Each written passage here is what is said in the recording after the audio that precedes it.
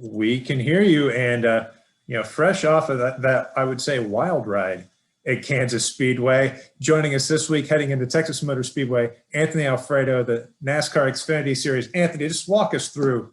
I mean, what happened there at Kansas, and really, just your reaction to the entire situation. It was definitely the craziest ride I've ever been a part of in a race car, and not one I hope to be a part of again anytime soon, at least, or possibly ever again, ideally. But just thankful to be okay. And you never want to have to test any of your safety equipment or the safety measures implemented in NASCAR. But when something like that does happen and you walk away okay and ready to go race the next week, it's definitely nice to know that everything did its job, whether it was my helmet, my Hans, any of my equipment, as well as the car, the safer barrier, the safety crew, getting there so quickly and getting me flipped back over and out of the car safely and properly. So that's a true testament to all the innovations in this sport, and definitely refreshing as a driver just to know that, I'm okay from it. Like I said, and I wanted to keep racing after that. I wish the car wasn't totaled and I could have stayed in the fight for the win. Good deal. We're going to open up the floor for questions. Again, if you have a question for Anthony, go ahead and click the participants icon and raise your hand. We're going to start with Bob Pockris. Go ahead with your question, Bob. Yeah, Anthony, first off, was there any time, were there any hard hits in that, or was it more just going over and sliding? Absolutely, Bob. The first hit was definitely the hardest part about it, when I got turned head on into the outside wall. And I think watching it, like when it happened, I didn't even realize the 18 had hit me in the right side, but it was almost like as I hit the wall head on, he T-boned me simultaneously, and both those impacts is what propelled the car up into the air. So definitely probably one of the hardest hits I've taken. But like I said, glad to be okay. And from there on, after the fact, I was just along for the ride, sliding on the roof. And when you're upside down, it's very unsettling, because as a race car driver, your first instinct is to try to keep driving the car and redirect it and stay out of traffic. But when you're upside down, whether you touch the brake pedal, the gas, or try to turn, nothing does anything. So it's definitely a weird position to be in. And has the team gotten the car back? Have you evaluated safety equipment, and will you make any changes for Saturday?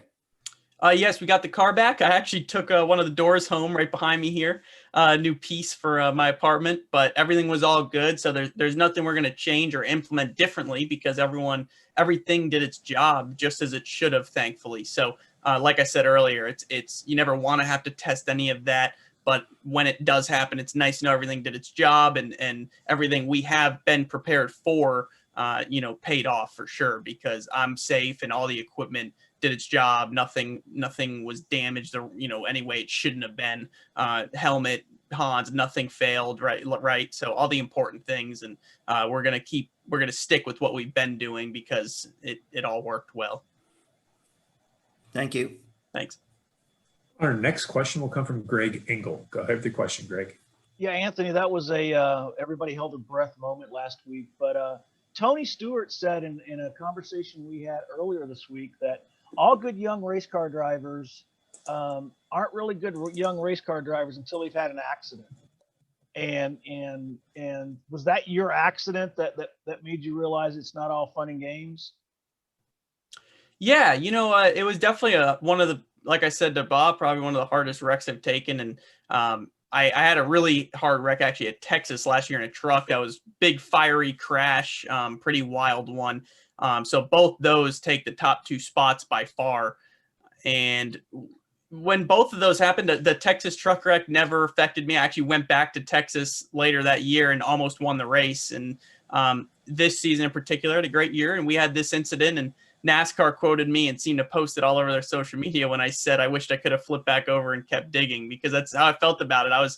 Had a great shot at the win Saturday night, and that's how I feel about heading into this weekend. My mindset hasn't changed. I've got some great people around me to help me heal and recover and feel 100%, so I can get back in the car this weekend. And I'm not just 100% physically. To answer your question, I'm also 100% mentally. I think that's what you sign up for as a race car driver. There's a lot of uncertainty in the sport, a lot of things that can happen and go wrong, but that's a part of it, and what leads to you things going right sometimes. So unfortunately, it's just a part of it. But if you can't kind of get over those hurdles and get past those things, then you're definitely going to defeat yourself mentally before you even strap back into the car the next week. So you need to be able to overcome those things and just stay in the right state of mind, know it's a part of it, and keep your head on your shoulders where it needs to be so that you can go focus on winning races.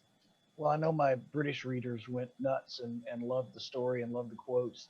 Do you have what's going on next year? Do you have that all settled? Maybe I haven't heard or. Unfortunately, nothing yet. I do obviously want to stick with this Richard Childress Racing team and work with them, continue to build on the chemistry and relationship I've built with my team this year so that we can go compete for a championship, because I definitely believe we have all the tools necessary to do that, the people, the equipment. And like I said, running as many races as I got to run this year has helped prepare me for that by going to the majority of the racetracks on the circuit and figure out how to drive these cars. And, we've gotten to the point, I think, Andy Street, my crew chief, and I, as well as Derek Nealon, my spotter, we're all clicking very well and kind of understand each other well. And that came in, pretty quickly, actually, but it's definitely been showing the last few races where we've been running up front and in the top 3 regularly. So hopefully we could go out on top this weekend at Texas, which is my last scheduled race of the year. And I'd love to be able to sign a contract so I can come back and run full time. Thank you, my friend, and have fun this weekend. Thank you. Our next question will come from Marty Sakala. Go ahead with your question, Marty. Thanks, Matt. Hi, Anthony. Glad you're okay after that Kansas flip. I want to ask you about you and Allgaier. I know Allgaier reached out to you after the wreck and also reached out to you on Instagram. How cool was it to check in on you, make sure that you were okay, and just say, hey, my bad? Yeah, I definitely appreciated that. It's always nice when, stuff happens on track all the time, and it's nice to know how you're, whether it's a racing deal or not, the way your competitors that were maybe involved address it, in a manner like he did is always refreshing. And Justin and I go way back. He was helping me out a lot when I was at Junior Motorsports 3 years ago, driving a late model. And now I'm competing against him at the national level, which is cool for me. And like I said, we've had a prior relationship. So I think that kind of helped the situation as far as understanding where we both stood after that. And where I think we're both just ready to get back in the cars and go do what we love again this weekend. And I know on Instagram you posted about the last time you guys were at Texas having that fast car, I believe being in the race lead. And my question is it the same car you guys have from Texas going over to this weekend? I actually don't believe so. That car ended up getting pretty beat up early on. We didn't get to finish the race there with, I think, 9 laps to go, unfortunately, but we'll be all right. We've had some really fast cars this year, and every time, whether we take a car that we've already raced or not, we seem to have pretty much the same speed. So it says a lot about this organization and their consistency and in the equipment, as well as the quality control they have in building their race cars and all the effort everybody puts in.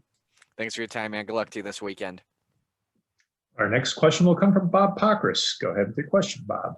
Yeah, Anthony, after the accident ends and the safety team gets to you, obviously they're pretty patient and making sure they got you turned over safely. But I'm curious, what did they ask you to make sure like that, that they could take their time in getting you out of the car? So the first was they were, of course, making sure I was conscious, I was okay, nothing was hurting really bad, and I wasn't injured, right? So once they knew that, they told me, since I wasn't on fire or anything like that, I could just be patient and wait to tip me over, because I'm actually more at risk, because the only thing holding you in is your seatbelt. So if I were to take my seatbelts off, I'd fall on my head and could, maybe hurt my head more or hurt something else. And it's difficult to get out. Like I said, unless you're on fire and you don't really have any other choice. So because of that, they figured it'd be a better option to tip me over gently, as they did, and get me out of the car from there. So they were able to that was probably definitely the safest way to do it. Like I said, after wrecking, I didn't have to plop down on my head by releasing my belt. So they just made sure I was all right before they tipped me over and got me out the safest way possible. And did you have to do any sort of follow-up visits with doctors this week, or were you all good once you went after you were checked out at the care center? So that's a great question, because the medical center always does a great job of following up with the drivers after an incident, no matter how hard it is. Obviously, something like that is a little bit more intense, but they have the same procedures typically, maybe a little bit extra when you hit that hard. And they, like I said, they always follow up with you the week after, the day after, and during that week if you have any problems. And even now, right, I'm feeling better, I'm ready for this weekend. But if something came up, I'm have the ability to talk to them and work it out. So it's great to have communications with people like that to keep all of us drivers safe. So you didn't need any follow-up, really? No, I actually, coincidentally, I actually had my physical scheduled this week too, my yearly physical. So that was kind of blended in there, so to speak. Thank you. Good deal. Well, Anthony, good to see you again, and good luck this weekend at Texas. Go make the most of it and enjoy the race tomorrow at Texas Motor Speedway. Thank you very much. Have a good one, everyone. Take care.